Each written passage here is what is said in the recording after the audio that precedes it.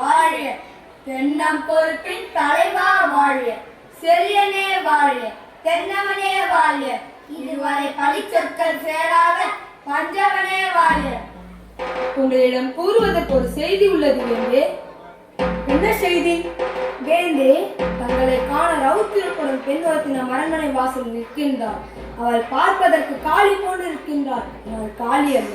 துர்க்கை போன்று நிற்கின்றார், ஆனால் துர்க்கையும் அல்ல. பிடாரிக்குள் கோபம் பொங்கி நிற்கின்றார், ஆனால் பிடாரியும் அல்ல. யார் அந்த பெண்? உடனே அழைத்து வருகிறார்.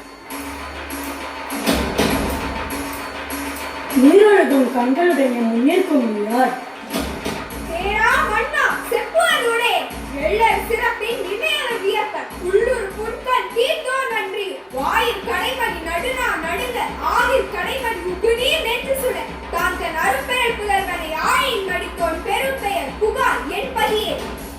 ஆராய்ந்து அறிந்து நீதி வழங்காத மன்னனே, ஒரு புறாவின் துன்பத்தை போக்குவதற்காக தன் துணையின் தசை அழுத்து கொடுத்த சிவி மன்னனும், ஒரு பசுவின் துயர் அறிந்து தனது ஒப்பற்ற மகனையே சேர் சக்கரத்தில் இட்டுக் கொன்ற மனுநீதி சோழனும் வாழ்ந்த பெரும் புகழுடைய புகார் நகரமே யார் பிறந்த ஊர்? சோழ சாம்ராஜ்யத்திற்கே பெரும் பொருள் கொடுக்கும் மாசாத்துவானின் மருமகள். முத்து விளைகின்ற மூன்று கடல் சூழ்ந்திருக்கும் தென்னகத்தில் மூவரசு கொட்டி முச்சங்கம் வளர்த்து முக்கொடியின் நிழலையே முத்தமிழை காப்பாற்றும் மூவேந்தன் பரம்பரையின் பெருமைகளை மூலியாக்க முடிப்புரிந்த மன்னவனே, உனது கொடுங்கோல் அளித்த அவசர தீர்ப்பிற்கு ஆளாகி கொலையுண்ட கோவலனின் மனைவி தம்மினே நான் என்பது மறைந்திடுக அரசு. கோவலன் சிலம்பு திருடிய கல்வன் மன்னா. கோவலன் மனைவி சிலம்பு திருடிய கல்வனின் மனைவியா? போதும் போதும், யாகாவராயினும் நாகாக்கவன் நாகாக்க. நீதியின் இலக்கணம் உரைக்கும் நெடுஞ்செழிய பாண்டியனே, உமது நாட்டில் எதற்கு பெயர் நீதி? நல்லான் வகுத்ததோ நீதி அல்ல அல்ல, வல்லான் வகுத்ததே நீதி. கொற்றானே எண்ணிப்பார், பொது மண்டபத்தை விசாரிக்க வேண்டிய வழக்கு கோயில் மண்டபத்திலேயே முடிவானே. சிந்தியுங்கள், நன்றாக சிந்தியுங்கள். குற்றம் சாட்டப்பட்டவரின் மறுப்புகளுக்கு மதிப்பு தராமல் வாளின் மேலில் அவ்வளவு அவசரமாக நடைபெறுவானே. இதற்கு பேரா நீதி? இதற்கு பேரா நேர்மை? இதற்கு பேரா நியாயம்? இதற்கு பேரா அரசு?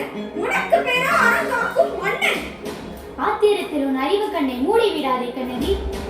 கல்வனை கொலை செய்தல் கொடுங்கோல் அல்ல, அதுவே அரச நீதி.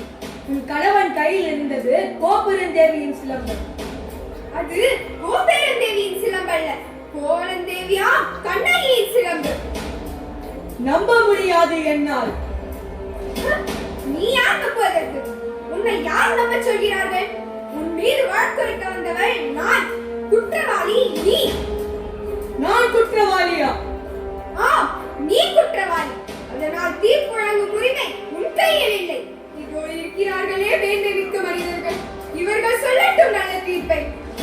என்ன ஆதாரம்? இதோ இந்த சிலம்பு. இதற்கு இணையான மற்றொரு சிலம்பை தான் என் மனவாளன் விற்க வந்தார்.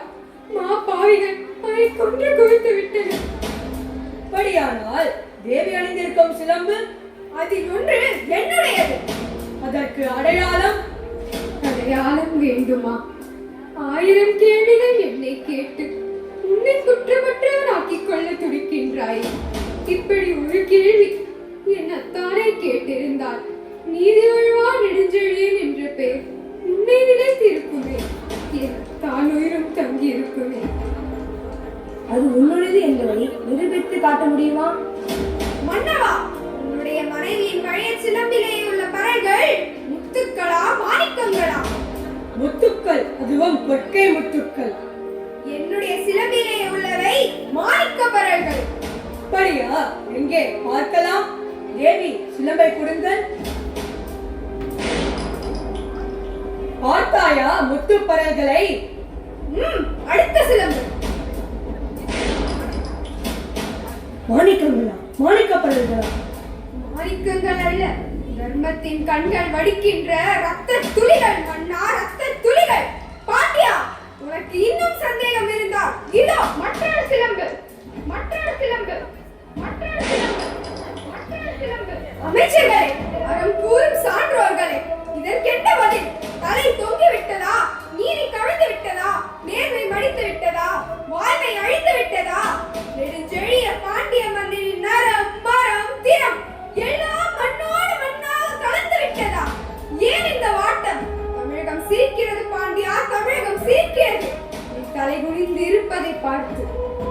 நாட்டு மறைநூல் திருக்குறள் கேலி பேசுகிறது பாண்டியா, கேலி பேசுகிறது.